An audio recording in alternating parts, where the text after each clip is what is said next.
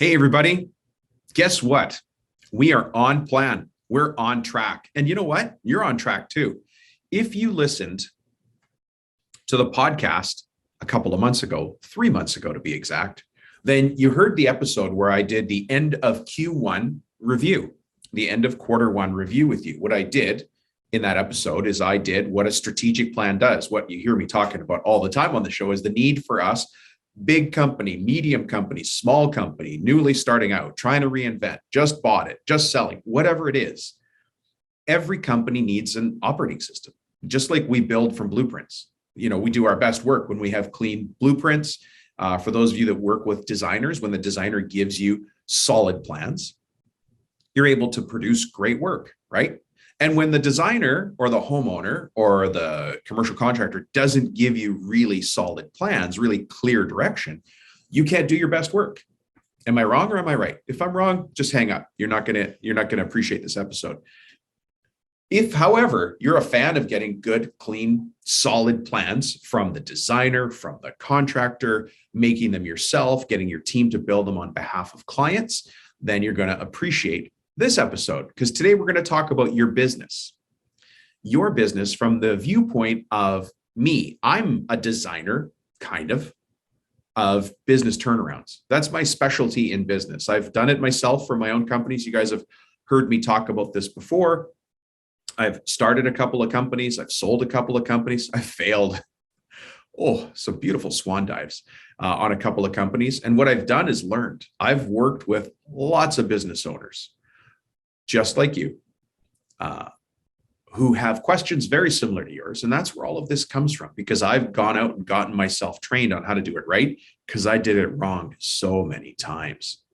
And what I learned back in around the year 2012, 2013, is that even though I was calling myself a business person, I wasn't following a plan. I had some strategies, I had some ideas. I had been dropped on my head as a child and thought, hey, I could be a business owner. Everybody else is doing it. But I didn't have a plan until around 2012, 2013, when I read a book from a guy named Vern Harnish, who's since become a friend of mine. And he wrote a book called Mastering the Rockefeller Habits. I'll tell you what, if you go to try and read that book, it's a tough read. You really have to want to read that book. Sorry, Vern, it is what it is. Anyways, Vern rewrote that book and made it more user-friendly, if you will. And now the book is called, or the next version of that book is called Scaling Up. It's an operating system for a business. Now, did Vern write it just for us in construction? No. You could pick it up if you're a bakery. You could pick it up if you're running a hospital. You could pick it up if you're running a service company that does janitorial for hospitals or only installs ventilation systems for hospitals all around the country. It doesn't matter. It's about the business of business. And actually, that's where I learned that the business of business is more important than the business I think I'm in. Is everybody still following me here? We're in the business of business. It just so happens that you're a contractor, that you're in construction. You do excavation, you do roofing, you do beautiful kitchen cabinets. Maybe you make furniture, but you're in the business of having a furniture company. You're in the business of having a pool company or a pool maintenance company or a roofing or a siding company. And that mindset is a very powerful one that separates you from the crowd. And today we're going to dig into that just a little bit more. So if you want an update, if you want additional info on this, go back and listen to the other episode that's related to this. It's called the End of Q1 Review. And today we're doing the End of Q2 Review. Q is the short term for quarter, end of quarter review. You've probably heard this in the news. Mega Bank reported record Q2 earnings this year of $14 billion. And you're thinking to yourself, how did they do that? And what's a Q? Well, in 3 months, Mega Bank made $14 billion. That's what they just said. Did they do that without a strategic plan? Not a chance. So I'm going to show you right now what it looks like at the end of quarter two. So we're following along a plan. If you're not doing quarterly strategic reviews right now, it's okay. I just want you to open your mind to the idea that you could do them. If you're not sure how to do them, get in touch with me. You guys know I always make that offer. I'd love to meet you. I'd love to have a real conversation with you. Right now I'm talking to my computer. So I'd love to talk to a human about this. And if you have questions, get in touch with me. We'll have a conversation. Many of you have. I've never turned anybody away. I've always been able to provide some sort of value. Well, nobody's told me if I was not valuable. It's always been very polite. But I try to add value wherever I can or point you in the right direction. And sometimes the direction is working with me. Sometimes it's going to get a book. Sometimes it's taking a course at a community college, something local to you. Sometimes it's taking something online. I'll point you in some sort of direction that relates to the question you've got. I don't want to get off topic here. Today, we're going to jump into the end of Q2 review, as if you've built a strategic plan already. Now, a moment ago, I talked about Vern Harnish's book, which was Mastering the Rockefeller Habits, and then he rewrote it and he called it Scaling Up. The actual system that I use is a modification of that, and it's called EOS, which is the Entrepreneur Operating System.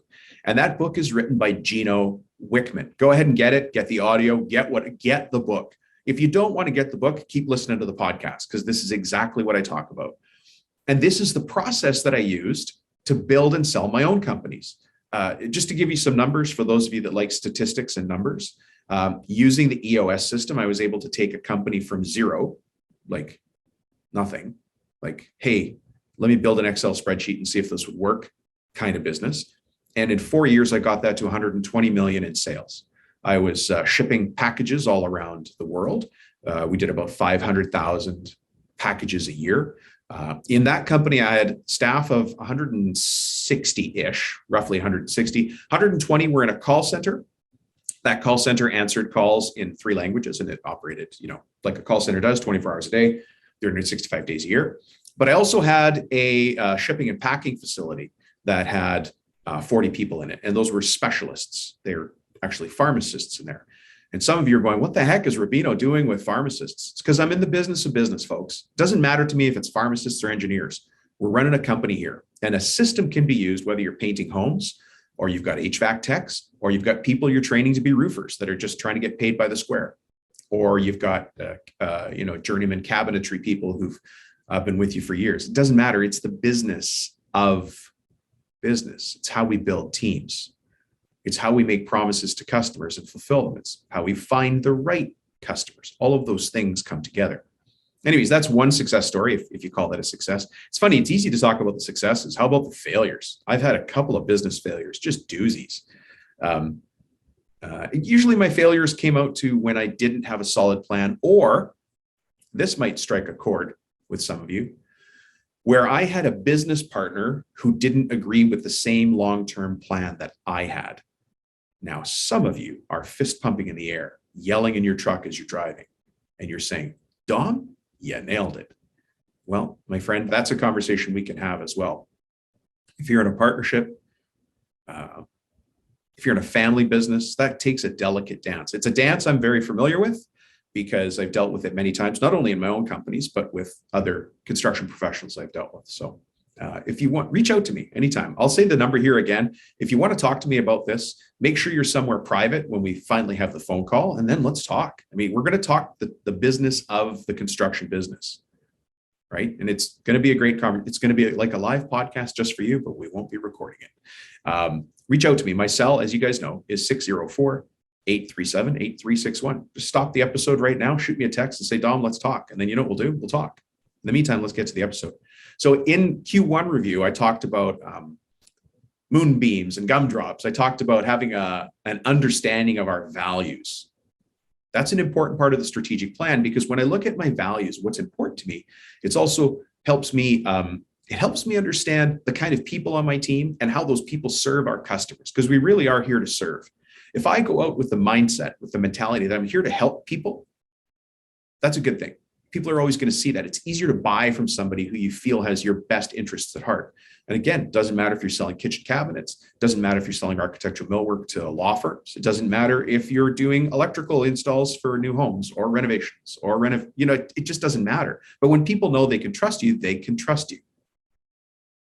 And so you have to have that type of relationship built based on values. Does everybody in your company reflect your values? And you know in your gut if somebody in your team doesn't reflect your values. Well, in the strategic plan that I want you to build, you actually have to write down an action that needs to be taken around that. That's all in episode 1 or the Q1 review. Go listen to that one. Q2, what we're going to talk about here is how to build a 10-year plan. Fuzzy McGuzzy, 10-year plan, Rubino, seriously? I don't even know where I'm going to be in 10 years. Neither do I. I mean, I kind of know where I am because I've done my strategic plan. I've got plans. In 10 years, by the way, I will be 63 years old. Let that one fester for a while. Some of you listening to this show are 30 years old yourself. Some of you listening to the show are already 63 years old. Some of you are doing renovations, kitchens, roofing, electrical, cabinets, furniture. Some of you are family businesses. Some of you are totally solo. Some of you have partnerships. But having a strategic plan works no matter what. It's just like having blueprints to build a project properly, efficiently, effectively, and on time. So on time and on budget. And if you want to build your company the same way, then you've got to have a strat plan. If you need a strategic plan, get in touch with me. It's what I do all day long. But let's get into it now. How do you build a 10-year plan, a 10-year vision for your business? Well, I want you to get a piece of paper and I want you to sit down and I want you to remove all of the distractions that we get as a business owner. And there are so many, right? There's so many distractions. That's why I run the time management training all the time, because we have to learn how to get rid of those distractions so you can focus and do the valuable, the expensive work of a business owner, right? So you've heard me say this before. You're not going to be surprised. Some of you could probably quote this. I want you to get a blank piece of paper or a blank notebook. I want you to grab a pen, a couple of different colors. I want you to tell everybody in your office you're going to a meeting. Even if you're not meeting with me, say I've got an important meeting with Dominic and I need to go to a coffee shop to talk to him. Okay, now everybody knows boss is in a meeting. Even if you're not meeting me, you can tell people that. And they'll go, oh, well, you can't bother the boss. He's in a meeting with some guy named Dominic, right? Who's Dominic? It's me, right? Go to that coffee shop, turn off your cell phone, put in your headphones so that nobody comes and bugs you. If you want to listen to some music, listen to music. But what I want you to do is take that blank piece of paper and we're going to make a mess. We're going to destroy that piece of paper. The top of it, I just want you to say, my 10-year plan. On the left-hand side of that piece of paper, from top to bottom, I want you to write the things that are kind of important. How old are you now?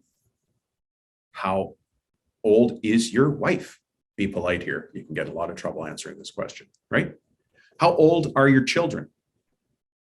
How old is your car? How old is your fleet? How old is your truck, right? What are your sales right now? What's your profitability right now? So let me just stop for a second, folks. I want to point back at, we're building the left-hand column on this blank piece of paper. Today, I am this many years old. Underneath that, my wife is X years old. Underneath that, my kids are X years old. Right underneath that, write down my truck, my car, whatever is X years old. My fleet is X years old. Our compressor is X years old. Our CNC is X years old. Our revenue is X years old. Our profits is, wait, did I say our revenue is X years old? Sorry. Our revenue is X. Our profits are X. You know, this is what my team looks like today. But what we're trying to do is get a picture here. I'm going to create columns on this page, right? So now down the left-hand side, you've got some places that you could start thinking about, because I want you to build a 10-year plan so you have a vision, right? If you ever get on the phone with me and we have an appointment, which by the way, I hope we do one day, I'm here to help. I love what I do. I'm the luckiest guy in the entire world because I get to do what I love doing, which is working with business owners who are tackling the big problems in their life and who have the motivation to do something about it. So when we sit down and get on a call, we're going to talk about where you are today and where you want to get to. I've heard the craziest things about where people want to get to. What I've also heard is people a little bit shy to say things to me that you should say to me. I'm exactly the guy that you're not shy with. If you say, Dom, I want to work less and I want to make more, that's my 10-year plan. Okay. If you say, I want to work just as hard as I am now, but I want to take home another $20,000, I need you to get a bigger vision, my friend. Way bigger vision. Way bigger vision. And I can show you how to do that. This exercise is going to help. It's going to help. It's not everything, but it's going to help you get focused on what you want. Remember, this is your company. You get to call the shots. And so this is our 10-year plan. This is how we build a 10-year plan. As a matter of fact, it's also how we build our 3 and 5 year plan. So I threw a little bonus in there for you. So let's go back to that blank piece of paper. You're now building the left-hand side of the page, right? And it says today. Then the first row underneath that, I am X years old. My wife is X years old. My oldest and youngest kids are X years old. My truck is X years old. My fleet is X years old. Our compressor, or whatever piece of equipment you want to talk about, our CNC, Then underneath that, put what's your revenue today? What's your profit today? And then anything else that you think is important. How many employees do you have? Underneath that, write down what your clients look like. I deal with middle income, single family homes. I specialize in apartments. My company does tenant improvements for restaurants, whatever. Write that down. That's your thing, right? So now we've got column 1. Now next to it, let's start to add in some numbers. Where it says I am X years old, put down your age. So for me, I already gave it away. I'm 53. My wife is relatively close to my age. She's 54. Wow. But I would write that down, right? And so go ahead and fill that in. I'll give you my numbers here so that you can see them. So I am X years old. I'm 53. My wife is 54. My kids, my daughter is 16. My son is 13. My truck, I've got a Toyota 4Runner. Love that thing. It's 8 years old. Just bought it. I bought it used because I don't want to buy something that's going to depreciate. So, I don't have a fleet, but if you have a fleet, how old is that? Underneath that, what's your revenue? So revenue is just what's your total sales for the year. Doesn't matter. $250 this year, $250,000 this year, $2.5 million this year, $25 million, $250 million. It doesn't matter.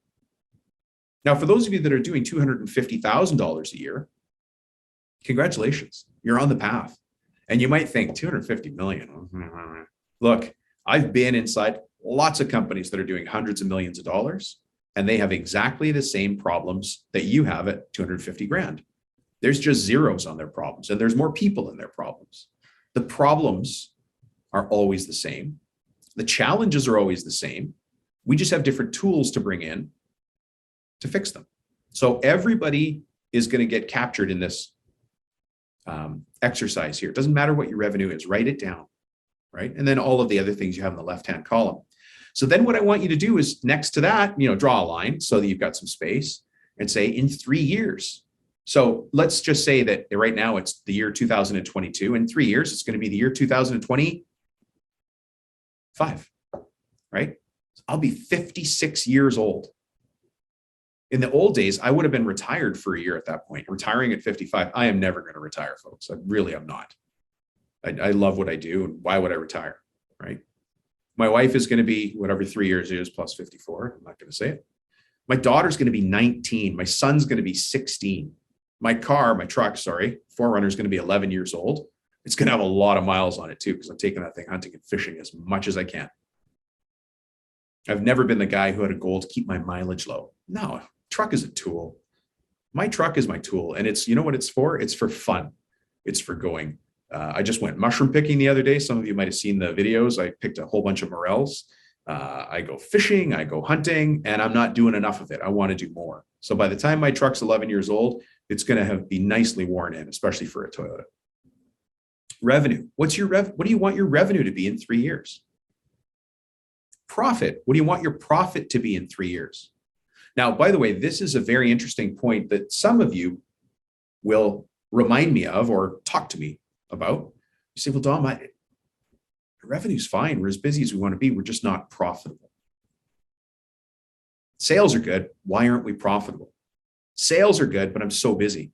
If that's the case, reach out to me. I'm not kidding. We've got so many different ways to work with me. I mean, you're already listening to the podcast, right? Maybe you're a member of the free Facebook group called Contractor Strategy Group. There's lots of questions that can be answered on there. Maybe it's finally time for you to invest in yourself and take one of the courses, take one of the classes. There's 30-day construction business, which is a very fast, very intense course for getting you up to speed very quickly and getting you on the path, right? Even though it's called 30-day construction business, it's not for new businesses. It's to get yourself it's like what are those paddles you put on somebody when they're having a heart attack? It just gives you a jolt. It gets you back on the path, right? Then we've got another course called Find and Fix Your 8 Profit Leaks. Guess what we talk about there? We talk about how to find and then fix the 8 profit leaks in your business. We've got Construction Millionaire Academy. That is a special course. You have to prove to me that you're going to be able to add value when you're in there with everybody else, because everybody else in there has already proven that they can be a part of that class, right? That one there is actually the strategic plan, what we're talking about here, come to life and given to you piece by piece by piece so that you can work through it on a very, it's called manageable chunks when we talk about adult learning. You can't give somebody everything and say, yeah, go do this. Let me know how it goes. You got to give them little pieces at a time and then check back and make sure they're doing it. So that's what the Construction Millionaire Academy is. And then get the book if you want. It's on Amazon. I don't even know how much it is on Amazon. It's $10, it's $19, whatever. That book's called Construction Millionaire Secrets. But all of these things we're talking about get repeated again and again. So you can come at it from multiple angles. One of those angles is going to work for you. One of them's going to click. So there's a difference between revenue and profit. And you and I should be in business to make a profit, not to make revenue, right? Revenue is actually just a big lie. It's a lie people tell each other. Oh, our sales were 25 million last year. But then when you are talking to them privately in a boardroom or on a conference call, and they're like, Tom, we're not making any money. We did 25 million in sales, but we are just always scraping to meet our obligations to our suppliers. We're having trouble with payroll. I don't take home enough money. We're about to have another kid. I'm stressed to the max. How come we're not making money? Everybody wants to do business with us, but we're not making money. Why am I the last one to make money? And it's a crazy situation, and it happens. It happens. But once you have that on paper, you can control it. If it's just floating around in your head or mine, you can't control it. And that's why I'm going to say this again. You guys are going to just nod your head. Leave the office. Tell everybody not to bug you for 1 hour. Take a blank piece of paper, face the corner, put in your headphones, grab a coffee, nice coffee shop, right? And write down your plan. Get your thoughts onto paper. You control them once that happens. How do we move from having strong sales to strong profits? And once you start to ask yourself that question, the answers will come. That's exactly what I do in all of the courses here. How can we question the things that have never been questioned? And, I have to give all of you credit. If you're listening to this show, it's because you're kind of a rock star. Without really any support, you've started a business and you've grown it to the point where you're thinking about growing it some more. But they don't teach this stuff in school. In school, they teach you how to be a follower, how to be an employee. They do not teach us how to be leaders. That's what this podcast is about, how to be a business leader, how to think a little bit differently, how to think about the future, how to plan the future, how to build a team that'll help you get there, how to put simple systems and processes in place. Simple systems and processes in place so that we can solve problems that other people have and get paid for it. That's what a business is. That's what we do. Anyways, that first column, or I suppose the second column, right? The first column is where we defined the things we wanted to measure over 10 years. The second column is the 3-year plan. You can do another column for 5 years and you can do another column for 10 years. I'm just going to jump to the 10-year column, right? So for me, I'm going to be 63 in 10 years. Now, I apologize to any of you who are 63 and I just sort of stuttered over the word. In my head, I'm still 38 and I have 18-year-old eyes. I'll leave you to think about that. My wife is going to be almost the same age as me. My daughter's going to be 26. My son's going to be 23.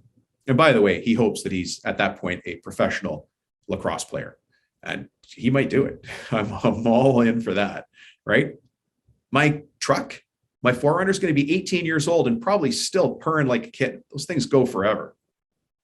It's going to have a lot more scratches though, and I'm looking forward to that, right? What's my revenue going to be? What is your revenue going to be? What's your profit going to be? How many days a week are you working? What time are you home? What do you want that to be in 10 years?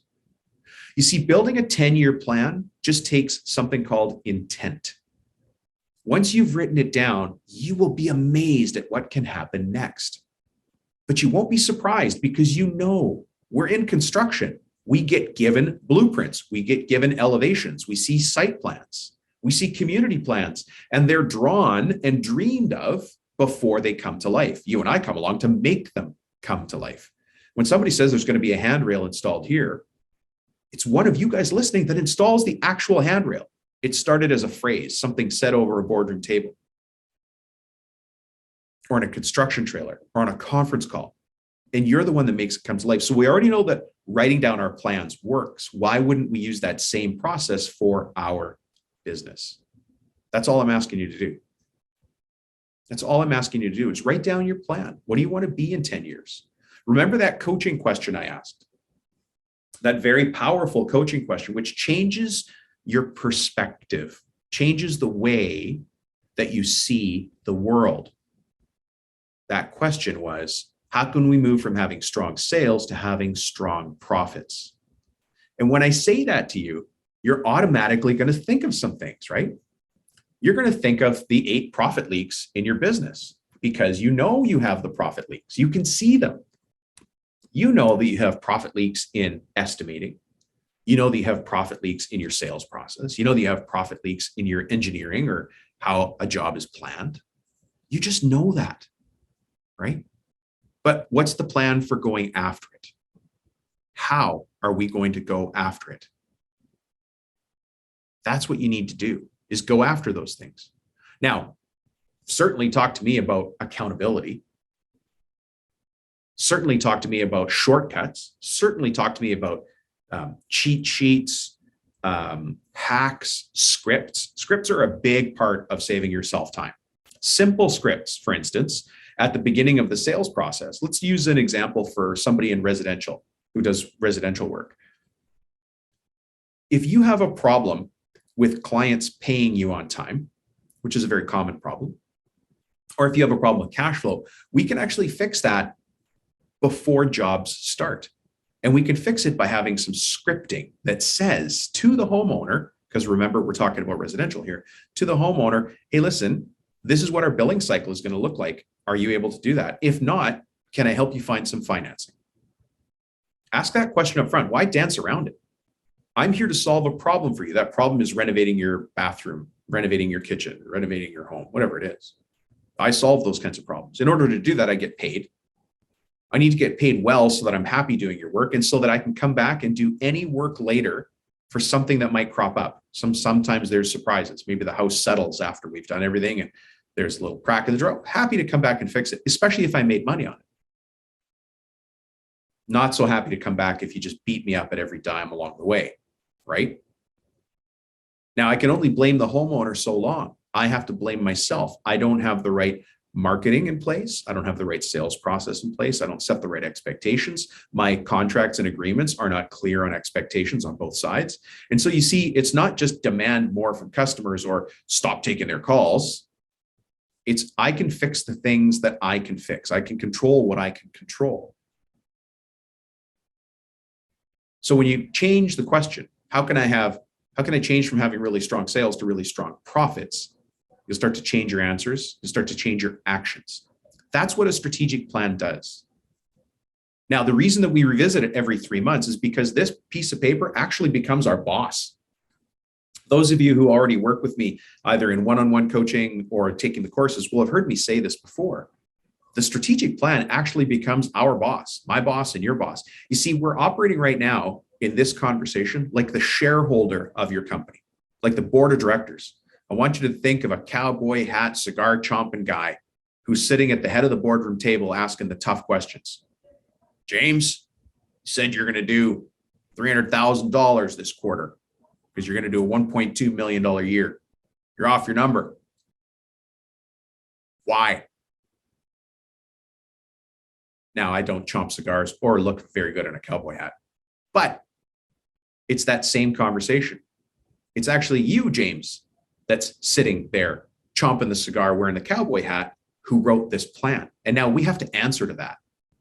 You see, it's that consistency, it's that accountability that you need to build into the process for yourself. That's why we write it down, because otherwise we kind of forget what we talked about. I don't even remember what I had for breakfast this morning. How am I going to remember back to what I said I was going to do this year or this quarter? So writing it down, keeping it in a safe place, but having it clearly laid out is very important. We just built your 3 and 10 and 3 and 5 and 10 year plan in a very, very simple way. There's obviously a lot more that gets added to this, right? We have to talk about profits and profit margins. We have to talk about allocations, budgeting, all of those things that sound super boring, but they actually help you put simple systems in place in the business. And once they're running, they're great. But the other thing that we haven't talked about here is who's going to help you. Because you might be listening to me right now going, Rubino, this all sounds great. I can't wait to do this, but I don't have anybody to help. It's all me. This whole business is on me. Me. If there's got to be a report made, it's me. If there's a sales script to be learned, it's me. If there's a plan to be built, it's me. If we got to have better relationships with our customers, it's me. If somebody has to swing a hammer and drive a nail, it's me. So we have to talk about your people. Once you have this on paper, you can hire somebody at the most entry level. Let's just say you've got a journeyman. Let's say you've got an apprentice. Let's say you have an apprentice who's starting to join you. The plan is we need to be profitable in every job. So the plan, let's say Andy's our new apprentice. The plan, Andy, is to make sure that we know we've got 3 hours to do this wall. Let's just say we're going to demo a wall. Andy, we've got 3 hours to demo the wall. Do you think you can do this in 3 hours? Andy's going to say yes or no, right? We're going to have a conversation about it. Andy, I'm going to give you 3 hours to demo the wall. Here's how I want you to demo it. Here's where I want you to put everything when it's done. As soon as you're done, I want you to come and find me. Okay, so now we've got a plan, and Andy's either going to make it or he's not, right? We've all gone through tons of apprentices. But what if Andy comes back in an hour and a half? Andy just helped you get to your profit goal. If Andy comes to you in 4 hours, Andy is not helping you, or it wasn't really a 3-hour job, right? But we can figure that out. If you just are listening to this part going, well, everybody I hire just does what they want anyway. I can't manage these guys. Then you have the problem. It's you. It's your leadership. It's your lack of communication. Or me. If you don't do this exercise, if you don't get the value from this podcast, whose fault is it? Is it yours or mine? It's mine. It's Dominic's. I take the responsibility. Now, you have to take the responsibility to do it or try it or do it and get it wrong. I'm happy if you do this and get it wrong. What happens if you get this 10-year exercise wrong? What's the worst thing that can happen? You're only a little bit more profitable. You're only getting home 3 days a week on time instead of never on time. What's the worst thing that could happen? The worst thing that could happen is that you refuse the message, that you refuse to listen. Or if you don't like me or my style, that you refuse to go find somebody else who's got a better style that lines up with yours. You see, my goal, I don't care if you listen to me or not. I don't care if you follow my plan or not. I really don't. What I care about is that you get what you want. You're the most important part of this whole shooting match. It's not me. I'm just the facilitator. I'm the vector. I'm the person who brings in interesting stories, great guests. We have some fantastic guests on the show. All of those to keep adding ammunition in your mind so you start to see the possibility. And then you learn this exercise and you go, you know what? Dom's right. I'm going to have a coffee this week. I'm going to leave the office. I'm going to tell everybody I'm in a meeting with Dominic.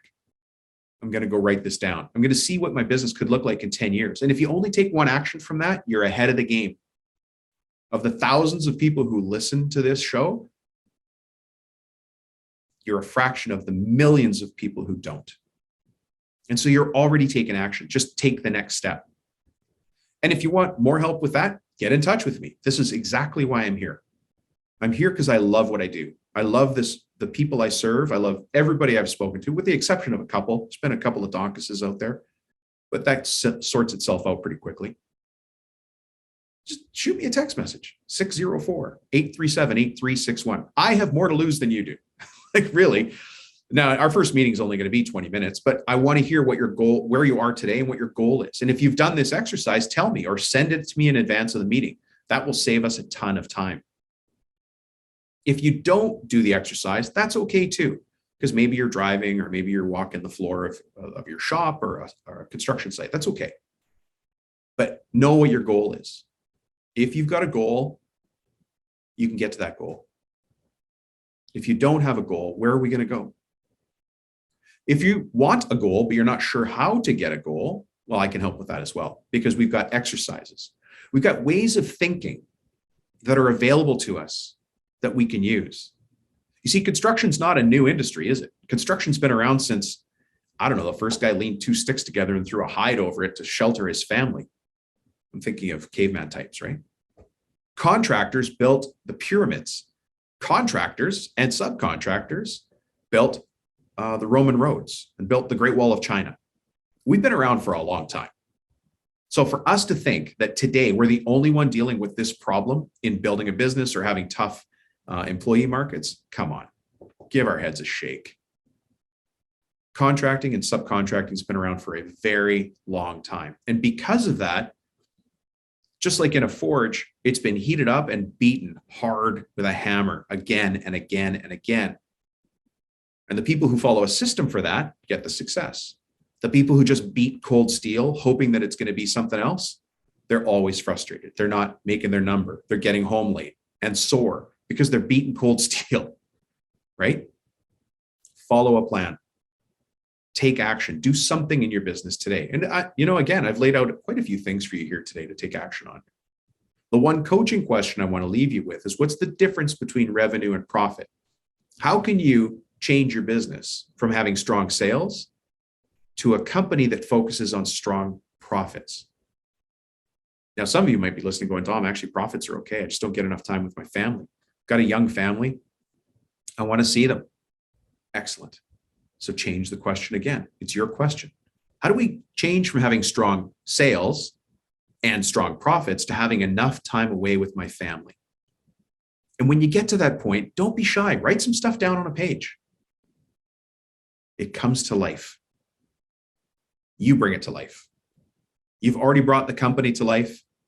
You've already brought deals to life. You've gone and met people, homeowners or commercial property managers or GCs.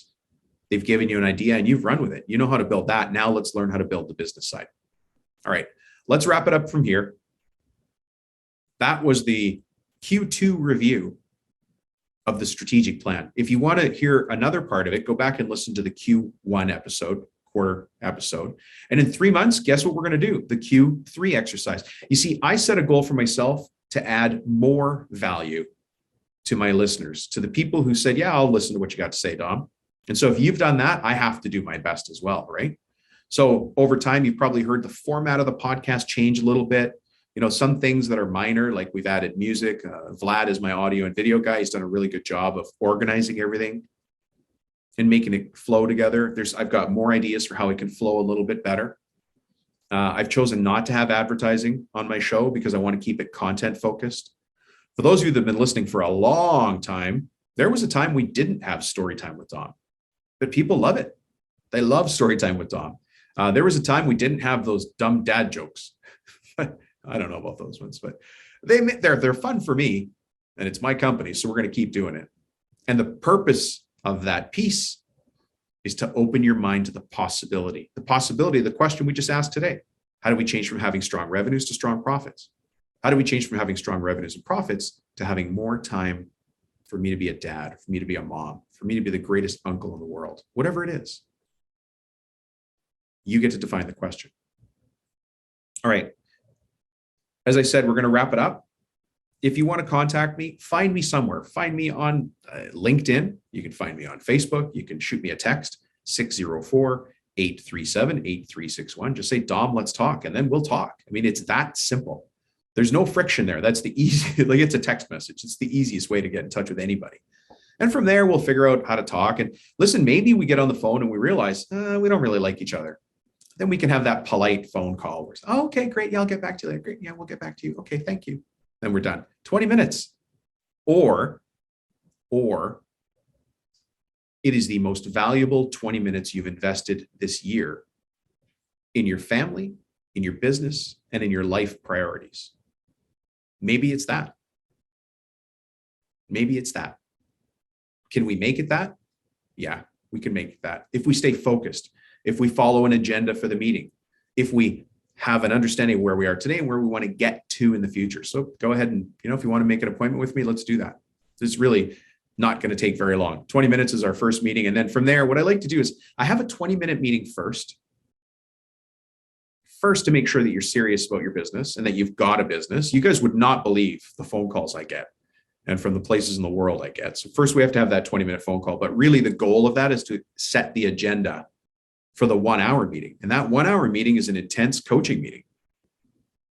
You need to get value from that meeting. You need to be prepared, just like when you go to a production meeting or you're reviewing blueprints. If the blueprints are a mess, what are you going to build? Just nothing but frustration comes from that. So we have to make sure that we're clear on the outcome, right? Coaching language, clear on the outcome. All right, folks, thank you for checking in. I very much appreciate it. Let's end this episode here. Thanks.